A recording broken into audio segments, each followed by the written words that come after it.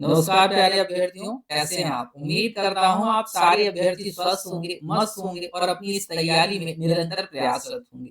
फटाफट सारे अभ्यर्थी ऑनलाइन आ जाएँ, सब लोगों को जोड़ लीजिए। फिर मैं आपको इस टॉपिक से रूबरू करवा रहा हूँ, जो कि आज आपका ये टॉपिक संविधान संशोधन पर है। जी हाँ, यूनिट 5 का एक और इम्पोर्टेंट टॉपिक मैं आपको आज कवर अप करवा रहा हूँ।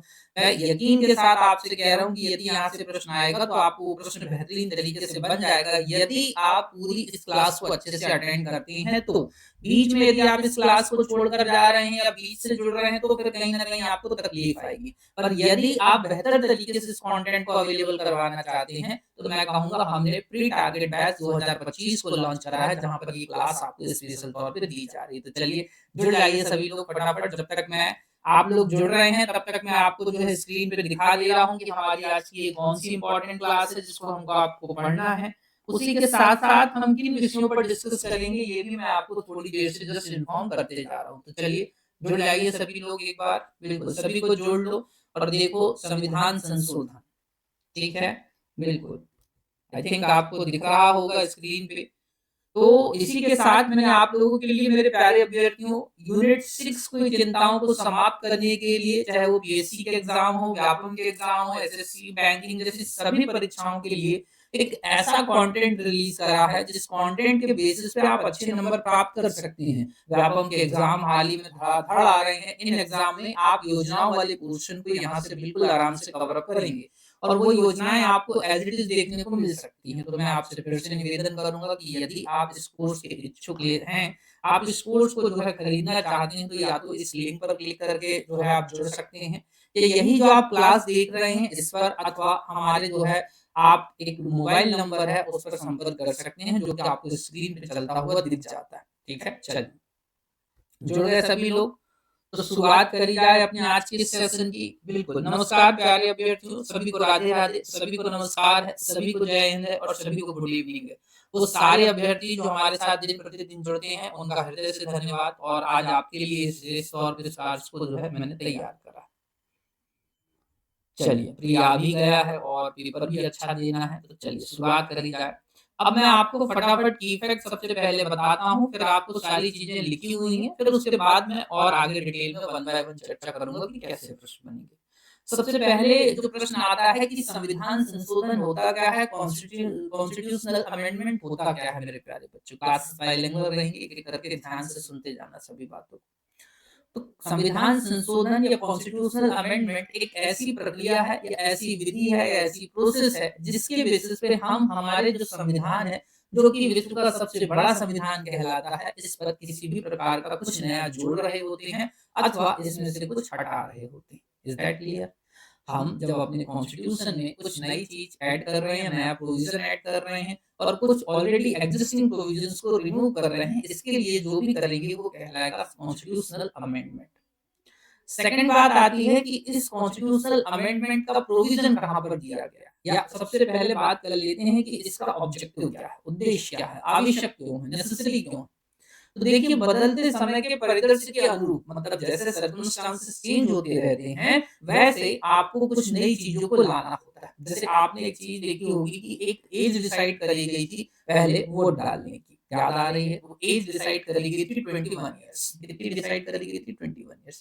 पर जो नीति निर्माताओं हैं, पॉलिसी मेकर्स हैं, उनको ऐसा लगा कि नहीं ये एज गलत है, थोड़ा सा और इसको जो है कम करा जाए। तो 21 वर्ष से घटाकर 18 वर्ष कर दी गई, 18 ईयर्स कर दी गई, जो कि आपका 61 कॉन्स्टिट्यूशनल अमेंडमेंट के माध्यम से कर दी गई। ये बात क्लियर हो गई। ऐसे जैसे पॉक्सो एक्ट की बात हुई या कुछ और भी प्रोविजंस की बात हुई जहाँ पर नाबालिग को क्या क्या माना जाए। तो इसके लिए यदि हम कुछ नया चेंजेस करेंगे तो उसके लिए कहीं न कहीं हम किसी एक्ट में संशोधन करते हैं या कहीं कॉन्स्टिट्यूशन में संशोधन करते हैं। पर अभी हम बात कर रहे हैं कॉन्स्टिट्यूशनल अमेंडमेंट्स की। Is that clear? तो फर्स्ट ऑफ ऑल आपका क्या होता है, सेकंड वन आप नेसेसरी क्यों है ये आपको मैंने बता दिया। थर्ड वन बात आती है कि ये मेंशन कहाँ पर है, इसका वर्णन क्या है, कहाँ पर है। तो आप इसके लिए बताएंगे कि हमारे संविधान के भाग 20 और अनुच्छेद 368 की बात हो रही है, मतलब कॉन्स्टिट्यूशन का पार्ट 20 और जो आर्टिकल है वो है 368 में ये बात मेंशन करी गई। नेक्स्ट क्वेश्चन आता है कि इस प्रोसेस को हमने कहाँ से लिया है, मतलब कॉन्स्टिट्यूशन को अमेंडमेंट की जो प्रोसेस है, प्रक्रिया है, वो भारत ने कहाँ से अपनाई है। जैसा कि आप जानते हैं कि भारत का संविधान कई बार उधारी का थैला भी कहलाता है, मतलब हमने अपने संविधान में विभिन्न देशों के संविधानों का अध्ययन करने के बाद वहां के प्रोविजनों को कहीं ना कहीं भारत के संविधान में जोड़े, और इस पॉइंट को चेपी कार्य कहा जाता है। क्या कहा जाता है? चेपी कार्य। आई थिंक आपने सुना होगा। चेपी कार्य का अर्थ ये होता है कि हमने दूसरे देशों के संविधान से वहां के प्रोविजंस एज इट इज नहीं लिए हैं, हमने हमारी परिस्थितियों के अनुरूप जो है उनमें संशोधन करके भारत में जोड़े। इसको कहते हैं चेपी कार्य। ये बात क्लियर होगी। तो भारत में हमने संविधान, भारतीय संविधान में हमने संविधान संशोधन की जो प्रक्रिया है, कॉन्स्टिट्यूशनल अमेंडमेंट की जो प्रोसेस है, उसको साउथ अफ्रीका के कॉन्स्टिट्यूशन से या दक्षिण अफ्रीका के कॉन्स्टिट्यूशन से लिया है। ये बात क्लियर हो गई। तो एक एक बातें फटाफट बोलूंगा, उनको अपने दिमाग में सेट करना। समझ गए बात को? देखो, सबसे ज्यादा आपको स्क्रीन पे थोड़ा सा शायद ब्लर हो तो चिंता नहीं करना, मैं पढ़ दूंगा सब चीजें। अर्थ क्या है? तो संविधान के किसी भी भाग में परिवर्तन, अर्थात नए संविधान को जोड़ना, नए प्रावधानों को जोड़ना, जबकि पुराने प्रावधानों को हटाना। क्यों आवश्यक है, क्यों नेसेसरी है? तो बदलती हुई सिचुएशन के अनुरूप इसमें जो है बदलाव करने होते हैं, इसलिए इंपॉर्टेंट है। मेंशन कहाँ पर है? तो आपका पार्ट 20 है और उसी के साथ साथ आर्टिकल है 368। कहाँ से लिया? दक्षिण अफ्रीका से लिया। कौन करेगा? संसद करेगी। ध्यान से देखना, ये पावर किसके पास में है? संसद के पास में। भारतीय संविधान में अमेंडमेंट करने की पावर हमारे यहाँ की संसद में। किसमें है? संसद में, ना कि राज्य विधानमंडल में। समझ गए बात को? तो किसी भी भाग में, यद्यपि एक बात ध्यान से सुनिएगा कि जो संसद है भारतीय संविधान के किसी भी भाग में संशोधन कर सकती है, परंतु 1973 का केशवानंद भारती जो केस लाया गया, केशवानंद भारती केस जो है 1973 का, इसने संविधान संशोधन के ऊपर संसद की जो एक पावर है उस पर कुछ एक लिमिटेशन लगा दी, स्टार लगा दिया। ये बोला कि आप संविधान के किसी भी भाग में संशोधन कर सकते हैं, इवन आर्टिकल 368 में भी संशोधन कर सकते हैं, परंतु इसके लिए आपको क्या याद रखना होगा कि संविधान का मूल ढांचा परिवर्तित ना हो। Basic structure should not be change in the constitution. Is that clear? Right? ठीक है। तो आई थिंक आपको यहाँ पर समझ में आ रहा होगा। तो इसी को कॉन्स्टिट्यूशनल लैंग्वेज जो होती है, इस पे लिखा क्या है उस बात को देखो कि संसद किसी उपबंध का परिवर्धन कर सकती है, परिवर्तन कर सकती है अथवा निरसन कर सकती है।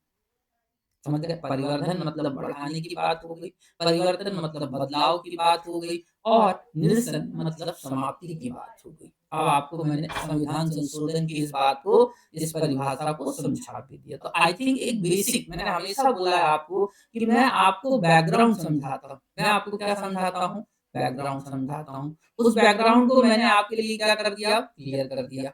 इतनी बात क्लियर हो गई। चलिए आगे बढ़े। जल्दी से एक बार थोड़ा सा कमेंट कर दीजिए कि हाँ, आपको सारी बातें समझ में आ गई हैं। तो इन सारी बातों के आधार पर मैं अब जो है आगे बढ़ता हूँ। जल्दी बताइए। ठीक,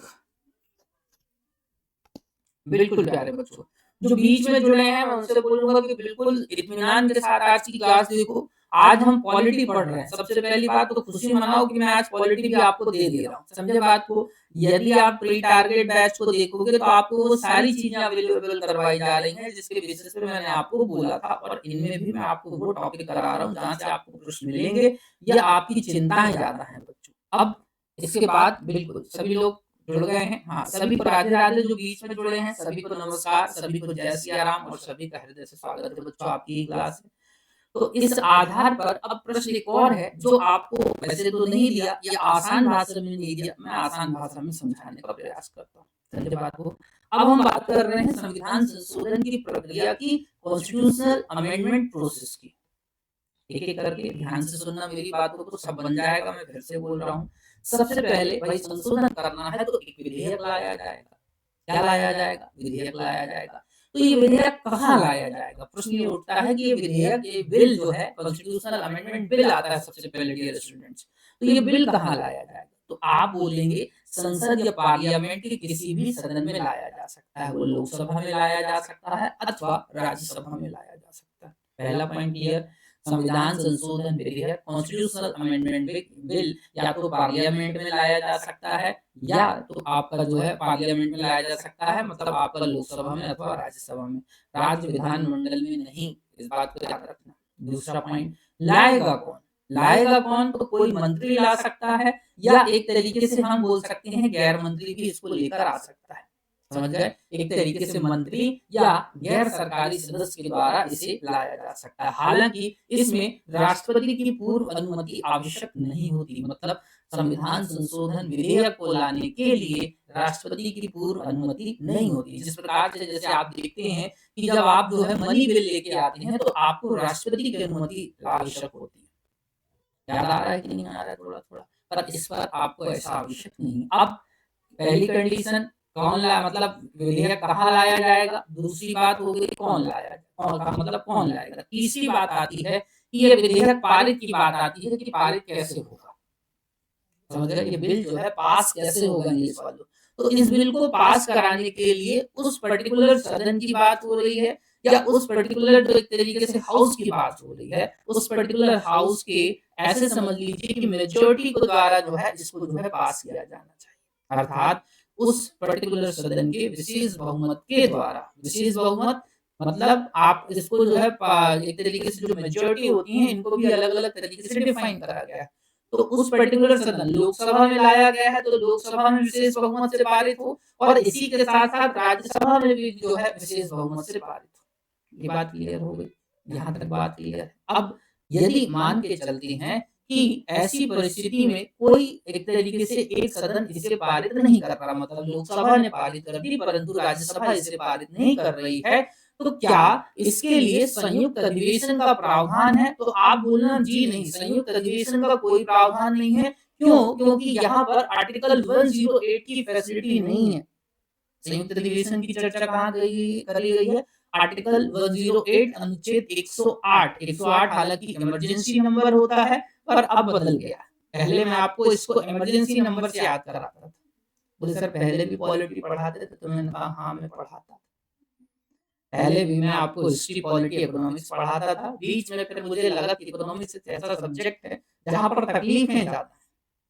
पॉलिटी के टीचर आपको मिल जाएंगे आसानी से, हिस्ट्री की तो भरमार पड़ी है, मेरे से भी धुरंधर आपको कहीं कहीं मिल जाएंगे। मैं बस आपको आंसर राइटिंग 1 नंबर की करवा के दूंगा, मतलब जो कंटेंट मैं दूंगा वो आपको जल्दी कोई नहीं देगा। पर कुछ कुछ मुझसे भी महान, इसमें मैं कभी घमंड नहीं करता कि मेरे से महान टीचर नहीं है संसार में। समझे बात को? पर मैं आपको ये बता रहा हूँ कि इस लेवल की पॉलिटी यदि आप एक बार फिर से पढ़ लोगे मेरे नोट से तो तुम्हारी नैया यहाँ से भी पार हो जाएगी। ये फैसिलिटी सारे हमने उन बंदों को, बच्चों को दे रखी है जिन्होंने हमारे कॉम्बो बैच को लिया है। किया है।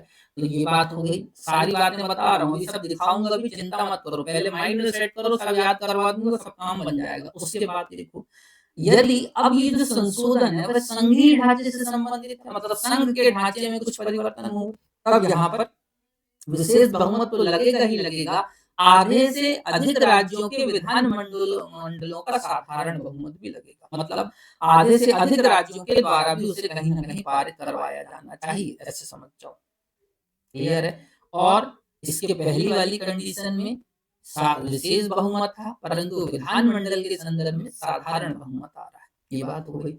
उसके बाद में जब ये पारित कर दिया जाता है तो राष्ट्रपति इसे अपनी स्वीकृति देता है। हालांकि इसमें ऐसा प्रावधान कर दिया गया है मेरे प्यारे बच्चों, ये प्रावधान करा गया था 24वां संविधान संशोधन अधिनियम के द्वारा। इसके द्वारा 24वां संविधान संशोधन अधिनियम लाया गया था जो कि 1971 में लाया गया था, जिसके अंतर्गत अंततः ये प्रावधान है। मेरी बातों को ऐसे समझ लो कि इसमें आप थोड़ा सा, मैं शॉर्टकट अच्छे से आपको बताने का प्रयास करता हूँ। इसमें ये बात कह दी गई है कि राष्ट्रपति एक बार तो भेज देगा परंतु दोबारा यदि सदन उसको वापस भेजता है तो राष्ट्रपति उसमें सहमति देने के लिए बाध्य है। इसीलिए मैं डायरेक्ट शॉर्टकट बोल देता हूँ कि नहीं, राष्ट्रपति को सहमति देनी पड़ जाएगी। ये बात क्लियर हो गई। उसके बाद में जैसे ही उस संविधान संशोधन में राष्ट्रपति साइन करता है उस दिन से वो संविधान संशोधन विधेयक जो है वह अधिनियम बन जाता है और उस पर्टिकुलर बिल के नाम से, अधिनियम के नाम से संविधान में जोड़ दिया जाता है। अब देखो स्क्रीन पर फटाफट बता रहा हूँ, सबसे पहली स्टेप सब कुछ लिखा है, मैंने बोला ना आपको पीडीएफ में सब मिलेगा। विधेयक तो आप बोलोगे संसद के किसी भी सदन में, लोकसभा अथवा राज्यसभा में, राज्य विधानमंडल में नहीं। पेश कौन करेगा? किसी मंत्री या गैर सरकारी सदस्य के द्वारा कराया जाएगा, राष्ट्रपति की पूर्व अनुमति आवश्यक नहीं। कौन पारित करेगा बच्चों? प्रत्येक सदन का विशेष बहुमत। देखो यहाँ पर विशेष बहुमत आएगा, फिर से ध्यान से देखना। असहमति होगी तो आर्टिकल 10108 का प्रावधान नहीं है। उसी के साथ-साथ यदि संघीय ढांचे में संशोधन से संबंधित है, तो आधे से अधिक राज्यों के विधानमंडलों के साधारण बहुमत के द्वारा इसे पारित करवाया जाना चाहिए। और उसी के साथ-साथ यदि पारित होता है, तो राष्ट्रपति की स्वीकृति देखो मैंने लिख दी है कि बाध्यकारी है, कैसी है? बाध्यकारी है। ये बात कहाँ कही गई है? तो यहाँ पर थोड़ा-सा तुमको कम दिख रहा होगा, थोड़ा-सा पिक्चर का मैंने जो है क्वालिटी बढ़ाने के चक्कर में वो चरपट नंदन हो गया है, समझ गए हो? चरपट नंदन समझते हो? वो बिल्कुल ऐसी हो गई है कि वो थोड़ा-सा राइटिंग आपको कम दिख रही होगी। तो 24वां संविधान संशोधन अधिनियम 1971 है। कौन-सा है? 1971 है और 1971 के द्वारा राष्ट्रपति की सहमति को बाध्यकारी बना दिया गया है और संविधान में जोड़ दिया जाएगा, तो गैजेट में प्रकाशन तत्संबंधी संविधान संशोधन के नाम से क्या कर दिया जाएगा? समावेश कर दिया जाएगा। तो वन बाय स्टेप मैंने सारी प्रोसेस आपको समझा दी। अब नेक्स्ट कंडीशन बनती है कि भारतीय संविधान में संशोधन के कितने प्रकार हैं? तो आप बोलोगे भारतीय संविधान में 3 प्रकार से संशोधन किया जा सकता है। कितने प्रकार से? 3 प्रकार से। ये एक तो है आपका साधारण बहुमत के द्वारा और एक है आपका आर्टिकल 368 या हम बोलेंगे अनुच्छेद 368 के द्वारा। क्लियर है? तो आर्टिकल जो 368 है इसमें भी 2 प्रोविजंस बनाए गए हैं बच्चों। क्या बात क्लियर हो रही है? आर्टिकल एक तो हो गया साधारण बहुमत, दूसरा हो गया आर्टिकल 368 अनुच्छेद 368 और 368 के भी 2 प्रोविजन हो गए। तो इस तरीके से 3 हो रहे हैं। ये बात समझ में आ रही है आपको? तो पहला विशेष बहुमत, दूसरा विशेष बहुमत प्लस आधे से अधिक राज्यों के विशेष बहुमत से, तो साधारण बहुमत से, आधे से अधिक राज्यों के साधारण बहुमत से। ये बात क्लियर हो गई। अब ये बहुमत यदि आपको समझना है तो मेंस की क्लासेस में शांति से बैठना, मैं वो भी समझाऊंगा। ऐसे ओरिजिनल नोट्स का एक वीडियो मेरा आपको जो है यूट्यूब चैनल पे मिल जाएगा, उसमें सारी बातें लिख के मैंने आपके लिए रखी। अब कुछ एग्जाम्पल के तौर पे मैं आपको बता रहा हूँ, आपको स्क्रीन पे भी दिख रहे होंगे। सबसे पहली बात आती है कि साधारण बहुमत के द्वारा किन विधेयकों को जो है हम या कहाँ पर संविधान में संशोधन कर सकते हैं, ये समझ लो। तो साधारण विधेयक के द्वारा आप आर्टिकल 1 के अंतर्गत हो सकता है, आर्टिकल 3 के अंतर्गत संविधान संशोधन करा जा सकता है। जैसे नए राज्यों का गठन या प्रवेश की बात हो रही है, राज्यों का निर्माण, उनकी क्षेत्र, उनकी सीमा, उनके नाम में परिवर्तन। जैसे आप देखते हो ना कई बार स्टेट का नेम चेंज कर दिया जाता है, उसके लिए कोई विशेष उसको नहीं आमंत्रित करा जाता है क्योंकि वो साधारण बहुमत से परिवर्तित हो जाता है। तो इसलिए आप जब स्थानों के नाम परिवर्तन देखते हैं तो उसके लिए कोई विशेष संशोधन जो है आप नहीं देखते या कोई विशेष मीटिंग नहीं देखते। पॉइंट क्लियर है? वहीं पर आपने हाल ही में चर्चित विषय सुना था जिसे आप जो है सिटीजनशिप अमेंडमेंट एक्ट के नाम से जानते हैं। नागरिकता संशोधन अधिनियम की चर्चा हो रही है। आर्टिकल 5 से लेकर 11 के बीच में संविधान में नागरिकता की प्रावधान करा गया। तो नागरिकता को प्रदान करने अथवा समाप्त करने से संबंधित यदि प्रोविजन कर रहे होंगे, दैट मींस आर्टिकल 5 से लेकर 11 के बीच में संशोधन कर रहे होंगे, तो आपको किसी भी विशेष जो है मीटिंग बुलाने की जरूरत नहीं है। मेजोरिटी है तो सामान्य मेजोरिटी से आप उसको पारित करवा के फ्री हो जाइए।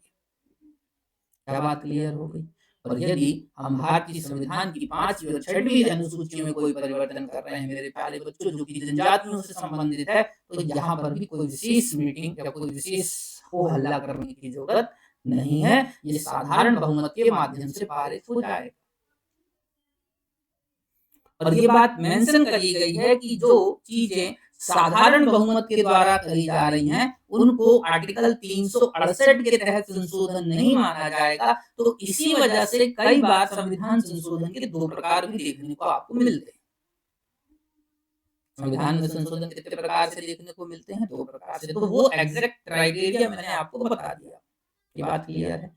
अब बात आती है विशेष बहुमत से क्या होगा? तो विशेष बहुमत के संदर्भ में देखिए फटाफट। विशेष बहुमत में यदि हम जो है हमारे फंडामेंटल राइट्स में कोई चेंजेस कर रहे हैं तो उसके लिए हमको स्पेशल मेजोरिटी लगेगी। ऐसी मेजोरिटी लगेगी, स्पेशल मेजोरिटी लगेगी। हम जो है डीपीएसपी पे संशोधन कर रहे हैं, राज्य के नीति निर्देशक तत्वों पे परिवर्तन कर रहे हैं, तो वहाँ पर हमको जो है विशेष बहुमत की आवश्यकता होगी, स्पेशल मेजॉरिटी की रिक्वायरमेंट्स होगी।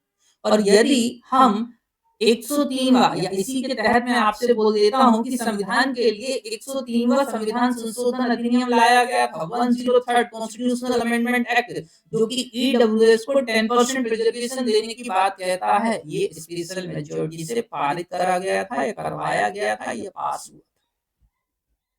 उसी के साथ अब बात आती है विशेष प्लस आधे से अधिक राज्यों के विधानमंडलों के साधारण बहुमत की बात हो रही है। तो विशेष बहुमत प्लस आधे से अधिक राज्यों के साधारण बहुमत की चर्चा हो रही है।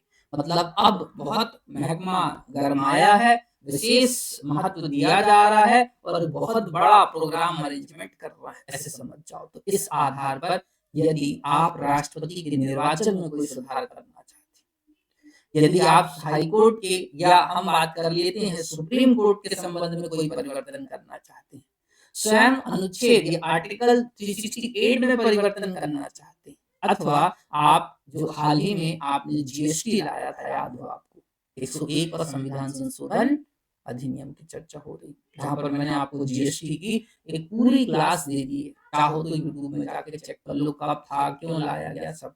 तो आई होप आपको यहाँ पर ये वाला पोर्शन तो क्लियर हो गया होगा, जहां पर आपको ये बात समझ में आ रही होगी कि कैसे आपको एक एक प्रोसेस मैंने समझा दी। अब उन बिंदुओं की चर्चा करी जाए जो आपके एग्जाम में और आएंगे। तो यहाँ तक आपका बेसिक क्लियर था। अब बेसिक यदि अच्छे से आपको लग रहा है कि सर आपने बेसिक अच्छे से करा दिया है, तो मैं आपको एक महत्वपूर्ण एक एक करके महत्वपूर्ण संविधान संशोधन पे चर्चा कर लूं, यदि इजाजत हो तो। जल्दी से इजाजत दीजिए और बताइए कैसा आपको सेशन लग रहा है।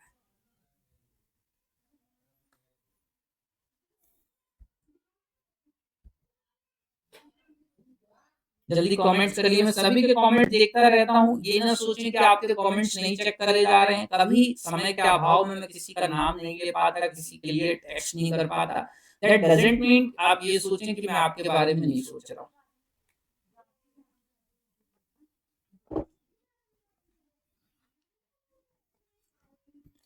चलिए, बहुत बढ़िया।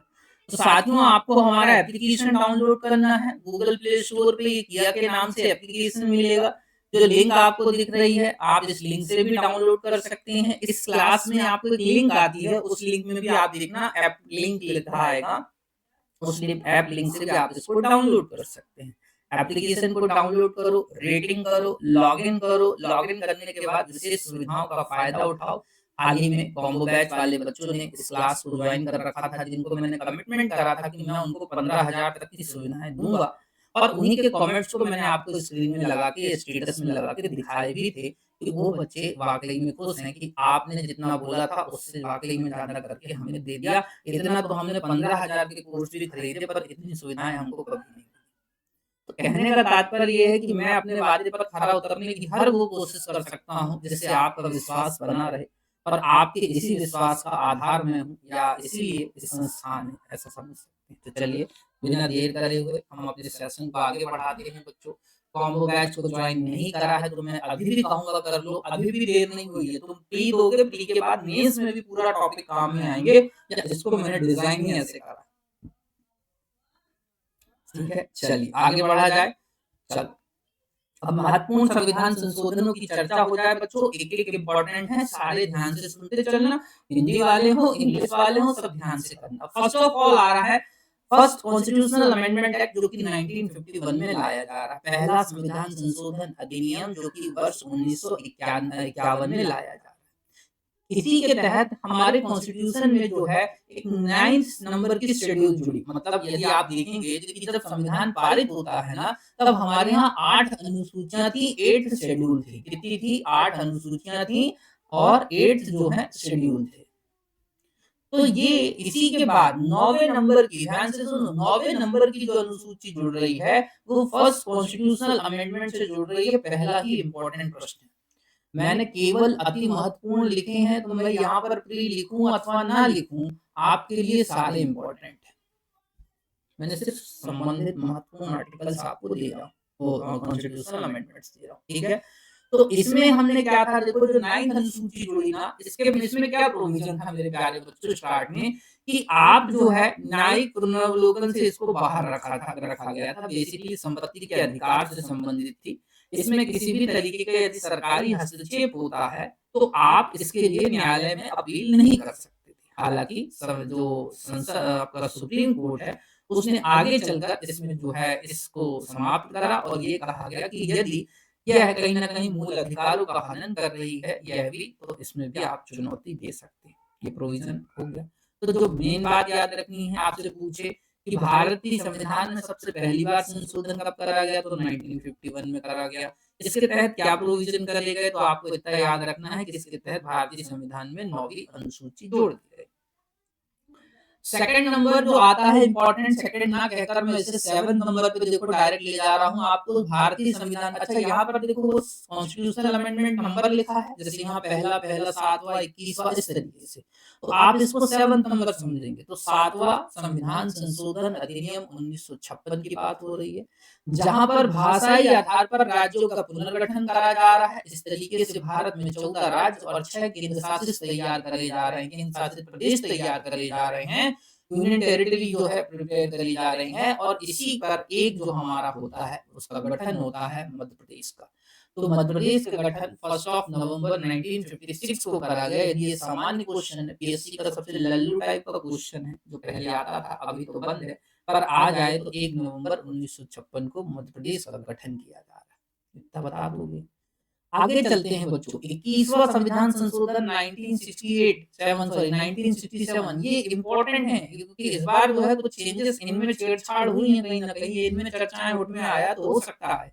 तो सिंधी को भारत की 15वीं जो है राजभाषा बनाया गया। राजभाषा मतलब ऑफिशियल लैंग्वेज की बात हो रही है। किसकी बात हो रही है? ऑफिशियल लैंग्वेज की। इतनी बात क्लियर है। तो आपसे पूछेगा 21वां संविधान संशोधन अधिनियम के तहत किस भाषा को राजभाषा का दर्जा दिया जा रहा है? आंसर होगा सिंधी। कर लोगे उसके बाद में 24वां संविधान संशोधन 1971 में करा जा रहा है। संसद संविधान के किसी भी हिस्से में जो है संशोधन कर सकती है, और इसको जो है अनुमति देने के लिए कहीं ना कहीं राष्ट्रपति को बाध्य करा जाता है, और संसद इसके तहत मूल अधिकारों में भी संशोधन कर सकती है। इसी के चलते आगे चलते मैंने आपको बोला 1973 में केस आएगा। इस केस को जाना जाता है केशवानंद भारती, केशवानंद भारती केस या वाद। समझ गए बात को? इस तरीके से उसके बाद 36वां संविधान संशोधन अधिनियम आ रहा है, 1975 में लाया जा रहा है, कॉन्स्टिट्यूशनल अमेंडमेंट एक्ट है। हम कंप्लीट स्टेट का जो है स्टेटस दे रहे हैं, सिक्किम को पूर्ण राज्य का दर्जा दे रहे हैं। इस तरीके से सिक्किम भारत का 22वां राज्य बनकर निकल रहा है।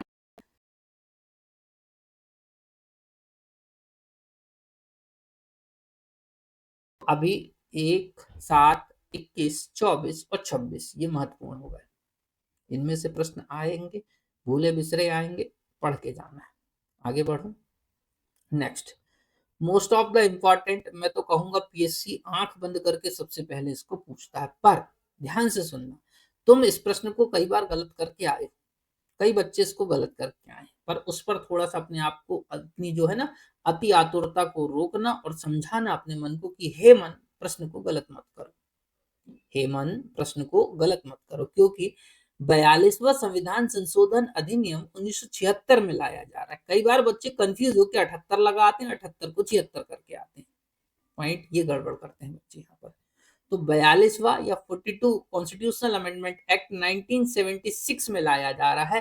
कंफ्यूजन दूर करने के लिए 4+2 करोगे तो 6 आएगा। तुमको कंफ्यूजन वहां 76 और 78 में होगा। ये मत बोलना सर ये क्या बात हो रही है। यदि इतना तुम्हें कंफ्यूजन हो रहा है ना कि बिल्कुल दिमाग बंद हो रहा है, तो मत करना पीएससी। समझ गए बात को? क्योंकि तुम्हारा दिमाग यदि यही नहीं है कि 76 में हुआ था, 75 में, ये गड़बड़ कर रहे हो, तो फिर गड़बड़ हो रही तुमसे। 76 का सीधे सीधे जो कंफ्यूजन होता है वो 78 से हो रहा है यहाँ पर, इसलिए मैं आपको बता रहा हूँ। उसके पीछे रीजन है कि 42-44 बिल्कुल लगे हुए हैं, संलग्न, और इन पर चर्चाएं होती रही, इसलिए। अब देखो इसके अंतर्गत क्या क्या प्रोविजन करे, हालांकि इस पर मैंने एक शॉर्ट्स आपको बना के डाल दिया है, उस शॉर्ट्स को भी आप देखना। मैं जो इंपॉर्टेंट टॉपिक होते हैं उनके शॉर्ट्स बना देता हूं। आप या तो टेलीग्राम में एक पूरी लंबी फहरिस्त पड़ी है, लिस्ट पड़ी है इंपॉर्टेंट, में बना के फिर लिस्ट भी डाल देता हूँ कि एग्जाम के पहले सरकारी एग्जाम देने जा रहे हैं उनको चेक करो, तो कभी तो पढ़ो। ये टेलीग्राम चैनल कहाँ है? कुछ आईएएस एकेडमी का टेलीग्राम चैनल है, सर्च करो टेलीग्राम में, नहीं है तो लिंक मिलेगी, नहीं भी है तो कॉल करो मुझे, मैं सब सारी सुविधाएं आपको उपलब्ध करवा दूंगा। तो कहने का ये तात्पर्य मेरे प्यारे बच्चों, हम बात कर रहे हैं 42वां संविधान संशोधन अधिनियम 1976 की, जिसके तहत, ध्यान से सुनिएगा, जिसके तहत पहला जो इंपॉर्टेंट संविधान संशोधन अधिनियम है वो हो रहा है कि हम पहली बार संविधान की प्रस्तावना को बदल रहे हैं। ये पहली बार संविधान की प्रस्तावना को बदला गया और इसके तहत भारतीय संविधान में 3 शब्द जोड़े गए जो कि समाजवादी, पंथ निरपेक्ष और अखंडता। क्लियर है? समाजवादी, सोशलिस्ट, समझ गए बात को, समाजवादी, पंथ निरपेक्ष और अखंडता है। इसके बाद भारतीय संविधान के भारतीय संविधान में भाग 4 का जुड़ रहा है। इसी के तहत अनुच्छेद 51 एक को जोड़ा जा रहा है, 51 का को जोड़ा जा रहा है। सुनना ध्यान से, 4 का 51 का भाग जुड़ रहा है, 4 का, और आपका वो जोड़ रहा है, क्या बोलना चाहिए, अनुच्छेद 51 का। तो इस तरीके से हम संविधान में 10 मूल कर्तव्यों को जोड़ रहे हैं। किसको जोड़ रहे हैं? 10 मूल कर्तव्य, आपके फंडामेंटल ड्यूटीज को जोड़ा जा रहा है। कहां से प्रेरित है? रूस से प्रेरित है। कहां से प्रेरित है? रूस से प्रेरित है। इसको थोड़ा सा याद और कर लेना, आपको काम में आ जाएगा। तो मैं आपको क्या बोल रहा हूं, एक सेकंड, पेन का कलर चेंज करके लिख देता हूं तो आप ध्यान से रखें, ठीक है ना। हम बात कर रहे हैं फंडामेंटल राइट्स की, हम बात कर रहे हैं आपके मूल अधिकार, मूल जो है कर्तव्यों की। किसकी बात कर रहे हैं? मूल कर्तव्य, एक सेकंड, इसको कर्तव्य, फंडामेंटल ड्यूटीज की बात कर रहे हैं, नॉट की राइट की। फंडामेंटल ड्यूटीज मतलब मूल कर्तव्य की बात कर रहे हैं मेरे प्यारे बच्चों। तो इसके लिए भारतीय संविधान का जो 42वां संविधान संशोधन आपका अधिनियम 1976 था, इसमें भाग 4 का जुड़ा और अनुच्छेद जो है वो जुड़ रहा है 51 का। इतनी बात हो गई मेरे प्यारे बच्चों। अब इसी के साथ हमने आपके लिए 10 मूल कर्तव्य जोड़ दिए, 10 जो है ड्यूटीज जोड़ दी, जैसे आप संविधान का पालन करें, हमारे स्वतंत्रता सेनानियों का आदर करें, भारत की जो गरिमा है उसको अक्षुण्ण रखें, प्रकृति का सम्मान करें, प्रत्येक जीव के प्रति जो है दया रखें, इन सब बातों को यहाँ पर जोड़ा गया। अब ये पूछे ये कहाँ से प्रेरित है, तो यूएसएसआर, या आप बोलेंगे रूस से प्रेरित है। कहाँ से प्रेरित है? रूस से। किस समिति की? एक प्रश्न और बनता है, तो आप बोलोगे सरदार स्वर्ण सिंह समिति, सरदार स्वर्ण सिंह समिति की सिफारिश पर। इतना याद रख लेना, सबसे पहला प्रश्न सही चला जाता है यहाँ से। उसके बाद वन, शिक्षा, जनसंख्या नियंत्रण, बाट, माप और आदि विषयों को राज्य सूची से हटाकर समवर्ती सूची में शामिल करा जा रहा है। समझ गए बात को? कॉन्करेंट लिस्ट में अब हम इसको जो है शिफ्ट कर रहे हैं, स्टेट लिस्ट से उठाकर कॉन्करेंट लिस्ट में इनको जो है शिफ्ट कर रहे हैं। उसी के बाद राष्ट्रपति को मंत्रिमंडल की सलाह मानने हेतु बाध्य कर दिया जा रहा है। ये वो दौर है बच्चों जब इमरजेंसी के बाद की सिचुएशन बन रही है कहीं ना कहीं भारत में, और इंदिरा गांधी हर वो प्रयास कर रही हैं जिसके बेसिस पे अपनी सरकार को बचाएं, अपने आप को बचाएं, वो हर चीजें प्रोविजन यहाँ पर करे जा रहे हैं। लोकसभा और विधानसभा के कार्यकाल को भी बढ़ाकर 6 वर्ष कर दिया गया। तो ये हो गई बात 42वें संविधान संशोधन की। इसी के तहत एक प्रश्न और बनता हुआ दिखेगा कि वह कौन सा संविधान संशोधन है जिसे मिनी कॉन्स्टिट्यूशन ऑफ इंडिया कहा जाता है। समझ गए बात को?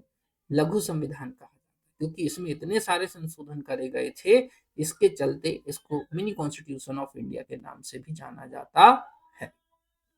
इतनी बात क्लियर? इसी के साथ साथ आप लोगों को ध्यान में रखते हुए, आपके एग्जाम को ध्यान में रखते हुए, मैंने आर्थिक पाठशाला का एक पूरा बैच लॉन्च करा। यहाँ पर मैं आपको एमपी की इकोनॉमी के साथ साथ इंडिया की इकोनॉमी को ऐसे पढ़ा रहा हूँ जिससे आपको कुछ अच्छे रिजल्ट्स मिले। कम पढ़िए, अच्छा पढ़िए, पास हो जाइए वाला कॉन्सेप्ट है। तो इस बेसिस पे मेरे प्यारे अभ्यर्थियों, आपको ये बैच को ज्वाइन कर लेना है। आपको सारी सुविधाएं मैं यहाँ पर दे रहा हूँ। इसी के साथ साथ मैंने एक ब्लैक बुक पहली बार रिलीज करी है, लास्ट ईयर भी करता हूँ हर एग्जाम के पहले।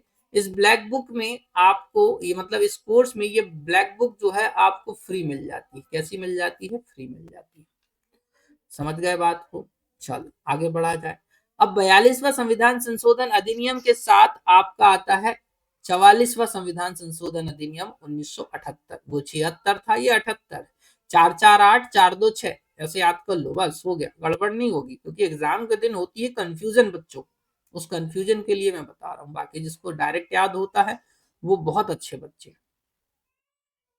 पर मैं हर उस बच्चे के लिए पढ़ा रहा हूँ जिसको बेसिक भी नहीं आता है, और जो बिल्कुल एक्सीलेंट माइंड वाला है मैं उसको कहता हूँ उसके लिए भी है मेरी क्लास में बहुत कुछ। चलिए आगे बढ़ते हैं। राष्ट्रीय आपातकाल में आंतरिक गड़बड़ी शब्द के स्थान पर जो है सशस्त्र विद्रोह को लाया गया, क्योंकि इसके पहले सरकार ने इस शब्द का बहुत दुरुपयोग करा और लोगों को जेल में पकड़ पकड़ के ठूसा। मोदी जी को भी पकड़ लिया था, सबको पकड़ लिया था, इमरजेंसी का दौर था यदि आपको याद हो। तो राष्ट्रीय आपातकाल में एक आंतरिक गड़बड़ी, क्योंकि इस शब्द का प्रयोग कर करके लोगों को जबरदस्ती जेल में डाला जा रहा था कि आप जो है आंतरिक गड़बड़ी फैला रहे हैं, ये कर रहे हैं, वो कर रहे हैं। तो इसकी जगह सशस्त्र विद्रोह शब्द लाया गया कि भैया जब कोई सशस्त्र विद्रोह करे तब जेल में डालना, जबरदस्ती उठा के जेल में मत डाल देना किसी को। तुम्हारे पूर्वजों से पूछना, कोई ना कोई तो गया होगा। संपत्ति के अधिकार को कानूनी अधिकार बनाया जा रहा है, मोस्ट ऑफ द इंपॉर्टेंट इसमें से भी। वैसे तो ये सारे इंपॉर्टेंट है, पर इसमें भी सबसे इंपॉर्टेंट आपके प्री के लिए पूछेगा, पूछा जाता है, डायरेक्ट प्रश्न पूछता है कि किस संविधान संशोधन अधिनियम के माध्यम से संपत्ति के अधिकार को कानूनी अधिकार कर दिया गया। तो आई थिंक संविधान के आर्टिकल 19F से इसको हटाकर 300A, ध्यान से सुनना, 300A के तहत, मतलब यहाँ पर ये मूल अधिकारों के अंतर्गत है, मूल अधिकारों से निकालकर इसको जो है कानूनी अधिकार कर दिया गया, लीगल राइट कर दिया गया। ये बात क्लियर हो गई। उसी के साथ राष्ट्रीय आपातकाल के दौरान आर्टिकल 20 और 21 द्वारा प्रदत्त मूल अधिकारों का निलंबन नहीं किया जा सकता, हालांकि इसमें भी कुछ टर्म्स एंड कंडीशंस हैं। पर इतना समझ लो कि यदि राष्ट्रीय आपात लगा हो तो आर्टिकल 20 और 21 को सस्पेंड नहीं करा जाएगा, ऐसे समझ लो। उसके बाद में लोकसभा और विधानसभा का कार्यकाल पुनः 5 वर्ष करा गया बच्चों। राष्ट्रपति मंत्रिमंडल की सलाह को एक बार पुनर्विचार हेतु भेज सकता है। ये देखो, मैंने आपको सारा कंक्लूजन बता दिया था संविधान संशोधन को लेकर, हालांकि मैं फिर से बोल रहा हूं, उस बात को ध्यान से सुनो कि यदि राष्ट्रपति इसको पुनर्विचार के लिए भेजता है और पुनर्विचार के बाद उसको वापस भेज देती है संसद, जो भी मतलब आपकी जहां से ये आ रहा है, तो इसको अल्टीमेटली पास करना ही पड़ेगा। तो इसलिए आपको मैंने बोला कि 24वां संविधान संशोधन के तहत ये प्रोविजन बना लिया गया अल्टीमेटली कि राष्ट्रपति को पास तो करना पड़ेगा। क्लियर है? तो मैंने इतनी दूर ना आते हुए 24 में सारी कहानी सिमटा दी तुम्हारी। चलो, 52वां संविधान संशोधन अधिनियम 1985 की बात हो रही है बच्चों। तो ये भी एक ऐसा अधिनियम है कि पीएससी के दिमाग में छपा हुआ है एग्जामिनर के, और मैं कह रहा हूं तुम अपने दिमाग में छापो और बोलो कि हाँ हमने पढ़ा है। आप पूछो तो भले पद कम दोगे पर प्रश्न तो सही करके आएंगे, कंपटीशन भी टफ बना के आएंगे। तो बोलो जय भवानी। 10वीं अनुसूची जुड़ी दल बदल से संबंधित है। 10 दल बदल, 10 दल बदल, 2-3 बार बोलो, और 10 का ही आधा करना, कहीं पर 5 तो मिलेगा। क्या मिलेगा? 5 मिलेगा। अब बोलोगे 8 कहाँ मिलेगा, वो तुम ढूंढ लो, थोड़ा सा कोशिश करोगे कि नहीं करोगे। कहने का ये अर्थ है कि संसद या राज्य विधानमंडल के सदस्यों के द्वारा दल बदल पर अयोग्य घोषित कर दिया गया। हालांकि भाई साहब ये भी अधिनियम बिल्कुल शून्य हो चुका है। राजनेता जनता की चुनी हुई सरकार को भी तमाचा मारते हैं। ये अपने आप को भगवान जाने क्या समझने लगे, भगवान तो नहीं समझ सकते पर लगभग उन्हीं के तुल्य समझने लग गए। समझे बात को? उसके पीछे रीजन इस बात को समझिए कि ये इसमें भी जो है इन्होंने शॉर्टकट ढूंढ लिया है। चुनी हुई सरकार, जनता के द्वारा चुनी हुई सरकार को भी ये ठेंगा दिखा जाते हैं। ये जमाना आ गया इनका, और तुम कहते हो हम सरकार चुनते हैं। तभी तो विद्यार्थियों की कोई नहीं सुन रहा है। समझ गए बात? नेक्स्ट बच्चों, इंपॉर्टेंट कॉन्स्टिट्यूशनल अमेंडमेंट रट के जाओ, क्योंकि लोकसभा के चुनाव हुए हैं और प्रश्न आने की संभावना पूरी है। यह अधिनियम 88 में लाया जा रहा है पर 89 में लागू हो रहा है। इसका नाम है 61वां संविधान संशोधन अधिनियम। ध्यान से सुनो, 61वां संविधान संशोधन अधिनियम 1988 पर लागू हो रहा है 1989 से। तो कहीं कहीं 89 लिखा मिलेगा, तो कंफ्यूज नहीं होने का है। इससे क्या करा गया, मतदान की आयु जो है आपके बोल सकते हैं राइट टू वोट, जो है राइट टू वोट नहीं बोलेंगे, एज ऑफ वोट बोलेंगे। तो ये जो एज ऑफ वोट है इसे 21 से घटाकर 18 वर्ष कर दिया गया। क्लियर है। उसके बाद में 69वां संविधान संशोधन 1991 में लाया जा रहा है। संघ शासित प्रदेश दिल्ली को राष्ट्रीय राजधानी क्षेत्र के रूप में परिवर्तित करा जा रहा है और दिल्ली के लिए भैया 17 सदस्यीय विधानसभा जो है प्रदान करी जा रही है। तो दिल्ली के बारे में पूछे तो बिल्ली बना देना उसको। क्लियर है, कर लोगे। नेक्स्ट 73वां संविधान संशोधन अधिनियम 1992। ये तो भाई साहब आपको सूत्र मतलब ऐसा कहूंगा कि मैं सोते सोते याद होना चाहिए। ये ऐसे हैं कि तुम जो भी एग्जाम देने जाओगे ये छप के आ जाते हैं। तो 73वां संविधान संशोधन 1992। अब इसके तहत क्या हो रहा है, भारतीय संविधान में भाग जोड़ा जा रहा है 9 आर्टिकल, मतलब जो पार्ट है वो जोड़ा जा रहा है 9 आर्टिकल की बात होती है। तो 243 का से लेकर ना तक, समझ गए, ए से लेकर ओ तक इंग्लिश में आई थिंक होगा। तो यहाँ इसके अंतर्गत पंचायतें जुड़ती हैं भारतीय संविधान में। मतलब ये जो भाग होगा, भाग 9, ये किससे संबंधित है, पंचायतों से लिखा हुआ आपको। अनुच्छेद कितने जुड़ गए, देखो आपके अनुच्छेद की बात करेंगे 243 का से लेकर ना तक, यहाँ पर अनुच्छेदों को जोड़ दिया गया। बात होती है संविधान में एक और अनुसूची जुड़ी जो हो गई 11वीं। ध्यान से देखो सारी अनुसूची, एक 9वीं की बात हुई थी तो जो पहला संविधान संशोधन था वो। 10वीं की बात हुई तो 10वां आपका कब हो गया अपना संविधान संशोधन, 10वीं के तहत यदि हम बात कर रहे हैं तो आपका हो गया 52वां कब हो गया, 52वां हो गया। उसके बाद में आ रहा है आपका कौन से भाग, अब जो है 11वीं अनुसूची जुड़ रही है और ये हो रहा है 73वां संविधान संशोधन। और आगे चलकर 12वीं अनुसूची जुड़ जाएगी जो हो जाएगा 74वां संविधान संशोधन। तो ये याद कर लो, सबसे पहला एक क्वेश्चन तो इनमें से मिलता है। तो ध्यान से देखो, आपको 11वीं अनुसूची जुड़ी और इसमें कार्यकारी मतलब पंचायतों को काम करने से संबंधित 29 विषय 29 सब्जेक्ट्स पर दिए गए कि इन पर काम करिए। और इसी के तहत यदि आपको याद हो कि पंचायती राज को संवैधानिकता दी जा रही है, आपसे पूछे कि वह कौन सा संविधान संशोधन अधिनियम है जिसके बेसिस पे पंचायती राज को संवैधानिकता दी जा रही है, आंसर होगा 73वां संविधान संशोधन अधिनियम 1992। और इसी को 24 अप्रैल 1993 को लागू करा जा रहा है। इसलिए आप जो है राष्ट्रीय पंचायत दिवस के रूप में मनाते हैं 24 अप्रैल को। 24 अप्रैल को क्या मनाते हैं आप लोग, राष्ट्रीय पंचायत दिवस। ये बात क्लियर हो गई। एक टॉपिक में आपको दूंगा, नहीं भी देना भूल जाऊं तो आप करना क्या, डेट्स वाले प्रश्न जरूर करना। एक प्रश्न यहां से जरूर आता है।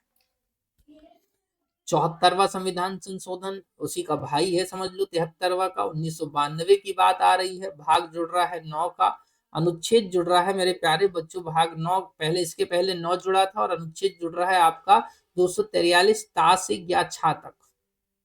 और इसके तहत नगरपालिका शब्द मतलब जो टाइटल दिया जा रहा है भाग 9 का को, वो है नगर पालिकाएं।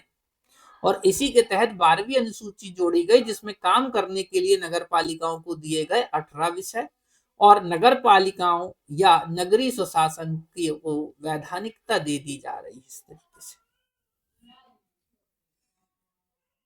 आ रहा है मजा कि नहीं आ रहा है, जल्दी से एक बार कमेंट कर दो फिर आगे बढ़ते हैं। थोड़ा सा जल्दी से कमेंट कर दो। ठीक, बहुत बढ़िया बच्चों।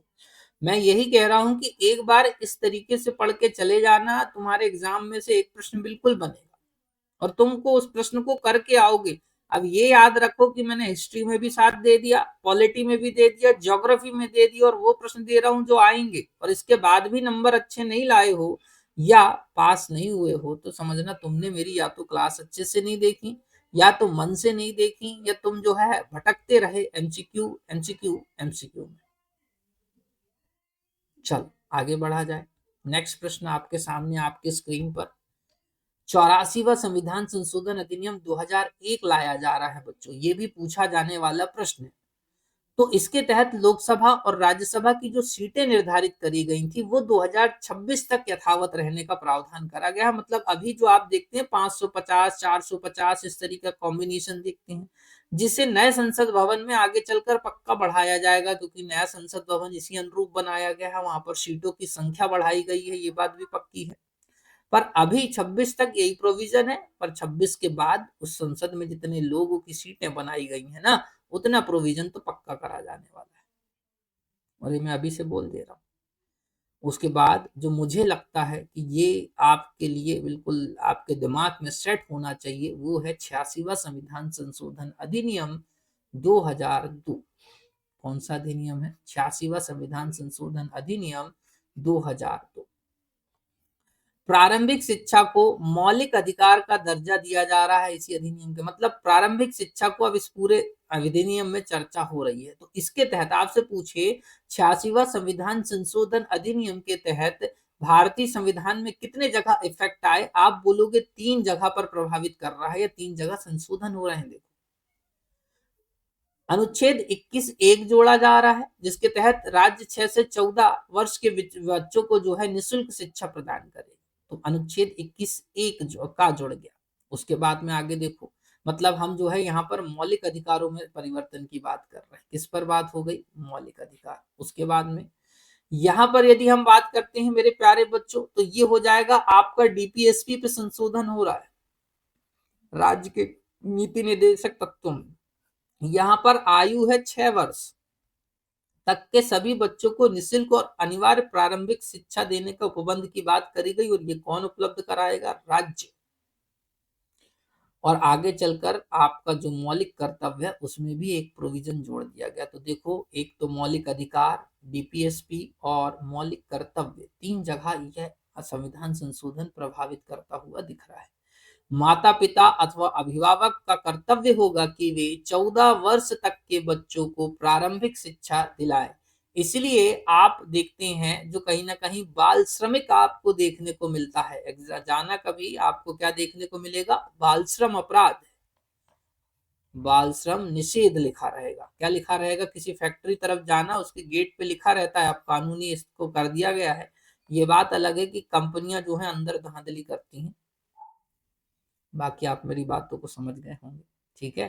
तो इसलिए 14 वर्ष तक के बच्चों को कहा जाता है उसको प्रारंभिक शिक्षा दिलाई जाए, क्योंकि ऐसा माना जाता है कि बालक के मानव जो मस्तिष्क है उसके विकास का ये सबसे आरंभिक चरण माना जाता है, और इस देश की जो नींव है वो इन बच्चों को मजबूत करने से ही होगी, ना कि मोबाइल चलाने से।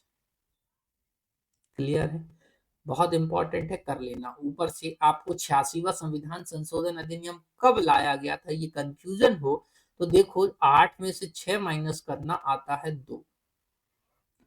अब 2001 या 2002 में कंफ्यूजन होगा भाई साहब, आपको इससे ज्यादा होगा तो आप गड़बड़ पढ़ रहे हो, आपके तरीके गड़बड़। 91वां संविधान संशोधन अधिनियम 2003 की बात आ रही है, तो केंद्रीय मंत्रिपरिषद का आकार इसके तहत सीमित कर दिया गया। लिमिटेशन ला दी गई कि यह लोकसभा की कुल सदस्य संख्या का 15% हो सकता है। लोकसभा की कुल सदस्य संख्या है 550, तो जो केंद्र की मंत्रिपरिषद होगी वह इससे कम ही होगी। हालांकि न्यूनतम जो रखी गई वो 12, मतलब जो केंद्रीय मंत्रिपरिषद होगी, मोदी जी की मंत्रिपरिषद होगी, थोड़ी देर के लिए समझ लो, तो उसमें कम से कम 12 सदस्य होंगे, और अधिकतम सदस्य की यदि बात करेंगे तो 550 का, ध्यान से सुनना, 550 का 15% की बात होगी। किसकी होगी? 15% की। इतना हो सकता है। यही प्रोविजन आप समझ लो राज्य विधानसभा के संदर्भ में भी रख दिया गया। समझ गए बात को? तो इस तरीके से दोनों के लिए 15% न्यूनतम संख्या निर्धारित कर दी गई है। क्लियर है? हाँ कि ना? ठीक है बच्चों। उसके बाद में 92वां संविधान संशोधन अधिनियम 2003 में लाया जा रहा है। इसके तहत, ध्यान से सुनना, इसके तहत 8वीं अनुसूची में 4 और भाषाएं जुड़ जाती हैं। कितनी भाषाएं जुड़ गई? 4 और जुड़ गई। तो इस तरीके से भारतीय संविधान में राजभाषाओं की संख्या हो गई 22। कितनी हो गई? 22। ये कौन कौन सी जुड़ी, फिर से ध्यान से सुनो, ये कौन कौन सी जुड़ी, इनका नाम है, ट्रिक है डीबीएमएस, डेटाबेस मैनेजमेंट सिस्टम आप पढ़ते होंगे कंप्यूटर में, तो ट्रिक है डीबीएमएस। समझ गए बात को? तो कौन कौन सी हो गई, डोंगरी हो गई, बोडो हो गई, मैथिली हो गई, संथाली हो गई। डोंगरी, बोडो, मैथिली और संथाली, इस तरीके से 4 भाषाओं के जुड़ने से हमारे संविधान में राजभाषाओं की संख्या हो गई 22। तो कुछ जो आपको यहां से पूछे जाने वाले हैं उनको अपन देख लेते हैं एक बार। समझ गए बात को? राजभाषा से संबंधित है, किससे संबंधित है, राजभाषा से। आई थिंक संविधान का जो आर्टिकल जो वो है भाग है, भाग 17 में आई थिंक इसका वर्णन होना चाहिए, और 343 से लेकर 351 के बीच में थोड़ी चर्चा हुई आर्टिकल में आपको देखने को मिलती है, तो इसको कर लेना। अब यहां से देखो, इसके तहत 3 प्रोविजंस आपको याद रखनी है। यदि पूछे कि मूल संविधान में राजभाषाओं की संख्या कितनी थी, तो आप इसको देखो, अभी अपन बात कर लेते हैं। 61वां संविधान संशोधन लाया जा रहा है 1967 में। कब लाया जा रहा है? 1967 में। 67वां संविधान संशोधन अधिनियम लाया जा रहा है 1992 में। इसी के तहत अब आगे चलकर ध्यान से सुनना कि यहाँ पर जो है अपन ने 15वीं राजभाषा किसको जोड़ा था? 15वीं जोड़ा था सिंधी को, मतलब केवल एक जुड़ी। 15वीं कौन जुड़ी? सिंधी जुड़ी। और यहाँ पर जुड़ गई, इसकी ट्रिक आई थिंक है नमक करके है। क्या ट्रिक है? नमक, या कहीं कहीं कमी ना लिखा रहता, पर नमक अच्छी है, शुद्ध भाषा वाली, तो अच्छे से याद कर लो। समझ गए बात को? तो एक तरीके से मणिपुरी, कोंकणी, और ये आपकी एक और होगी, अब इसको भी मैं अभी देखो फाइंड आउट करता हूँ, चिंता मत करो, 2 मिनट रुको, पहले इसको मैं लिख दूं आपके।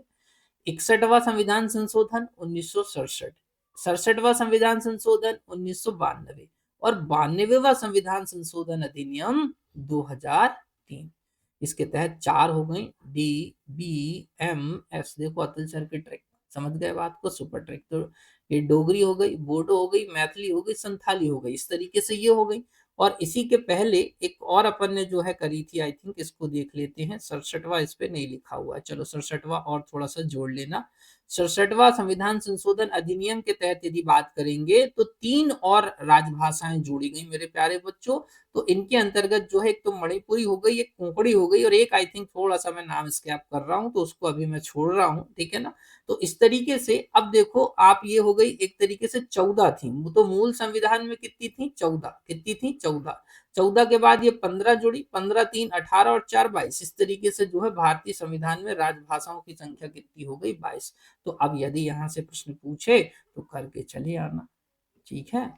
चलो, फिर बात आती है 97वां संविधान संशोधन, जो कि 2011 में लाया जा रहा है। इसके तहत सहकारी समितियां, कोऑपरेटिव कमिटीज बनाना जो है मौलिक अधिकार बना दिया गया, या इसको संवैधानिक दर्जा दे दिया गया। इसके तहत भारतीय संविधान के अनुच्छेद 19(1) में एक और आर्टिकल जोड़ा गया, 19(1)गा, और इसके तहत मूल अधिकार के तहत इनको बना दिया गया। आगे चलकर सरकार ने एक और प्रयास करा मेरे प्यारे बच्चों। जिस तरीके से सरकार धीरे धीरे जो प्रयास करती रहती है, उनमें एक प्रयास ये भी था कि सरकार न्यायपालिका को अपने हिसाब से चलाने की कोशिश कर रही थी, या कर सकती थी। मतलब सरकार जो न्यायिक नियुक्ति आयोग गठित करना चाह रही थी, इसके पीछे सरकार की मंशा बहुत साफ थी कि हम जो है अपने हिसाब से सारी चीजें करवा लेंगे। हालांकि सुप्रीम कोर्ट, माननीय सुप्रीम कोर्ट इस बात को भांप गए और बोले कि नहीं, कॉलोजियम में कोई चर्चा नहीं, छेड़छाड़ नहीं होगी, कॉलोजियम अपने हिसाब से ही चलेगा। दैट मीन्स राष्ट्रीय न्यायिक नियुक्ति आयोग को कैंसिल कर दिया गया, या असंवैधानिक घोषित कर दिया गया, और ये पावर है हमारे सुप्रीम कोर्ट के पास, सर्वोच्च न्यायालय के पास। क्लियर है? उसके बाद में 100वां संविधान संशोधन अधिनियम 2015, जो कि भारत और बांग्लादेश के बीच भूमि हस्तांतरण से संबंधित है। किससे संबंधित है? भारत और बांग्लादेश के बीच जमीन के बंटवारे को लेकर संबंधित है। तो इस प्रकार मेरे प्यारे अभ्यर्थियों, यदि आपने हमारे एप्लीकेशन को डाउनलोड नहीं करा है तो कर लो, ये रही उसकी लिंक। ये लिंक आपको मेरी ये जो क्लास आप देख रहे हैं ना, इस क्लास के डिस्क्रिप्शन में भी देखने को मिलेगी। नहीं तो गूगल प्ले स्टोर पे जाओ। कहाँ पे जाओ? गूगल प्ले स्टोर पे। गूगल प्ले स्टोर पे सर्च करना KIA, वहां पर बहुत सारे ऑप्शन आएंगे, पर एक ऑप्शन वहां पर देखना जहां एक फोटो लगी होगी आई थिंक, और फोटो के साथ एक व्यक्ति की फोटो लगी है, उस व्यक्ति के साथ लिखा होगा शिक्षा की भ्रांति नहीं, शिक्षा की क्रांति। उस एप्लीकेशन को डाउनलोड कर लो। डाउनलोड करोगे तो लॉगिन करो, लॉगिन करने के बाद में ये कंटेंट वाला ऑप्शन आएगा, इस पे फ्री मटेरियल पे जाना, ये सारी चीजें फ्री मिल रही हैं वहां पे। अब बोलोगे फ्री का मतलब क्या है? फ्री का मतलब ये है यहाँ पर कि अच्छे से पढ़ने वाले कंटेंट है, कुछ भी कचरा नहीं भरा है। जो एक पीएससी के एस्पिरेंट्स के लिए बेसिक चीजें होनी चाहिए वो मैंने यहाँ पे रखी, और वो अतिशय नहीं है, ना अनावश्यक है, ना ही फिजूल की है, मेहनत की हैं, अच्छी चीजें हैं, ईमानदारी से दी, इतना भी आपके काम में आएगा। चलिए, मोस्ट इंपॉर्टेंट 101वां संविधान संशोधन अधिनियम 2016 जो कि 1 जुलाई 2017 से लागू हो रहा है, और यह है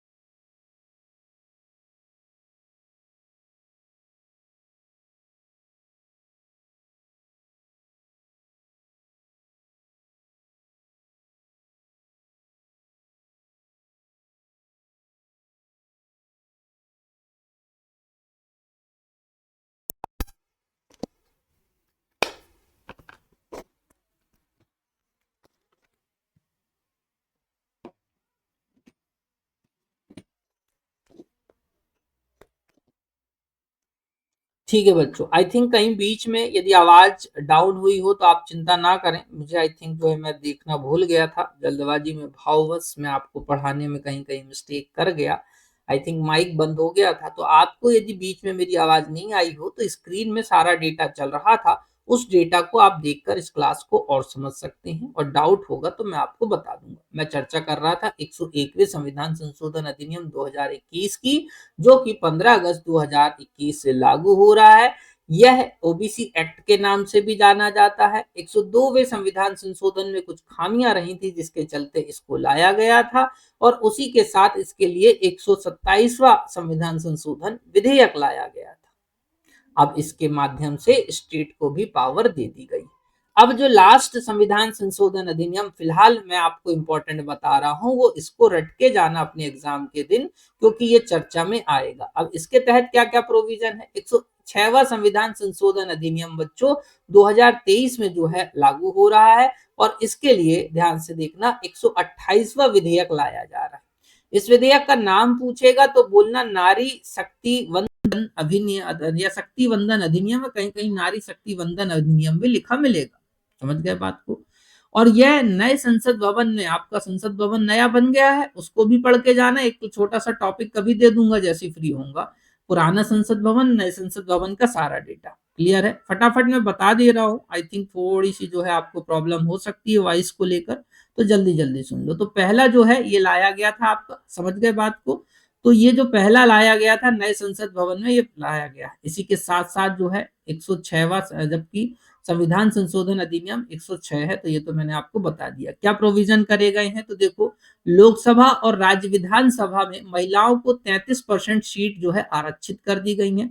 वर्तमान दृष्टि से यदि देखा जाए तो देखो लोकसभा में 543 सीटें जो इफेक्टिव है, वैसे तो 545 या 550 होनी चाहिए मेरे हिसाब से, इसमें से 181 आरक्षित हैं। वहीं आपकी यदि बात करते हैं राज्य विधानसभाओं की, तो 4123 सीटें हैं, जिनमें से 1374 जो है आरक्षित हो जाएंगी।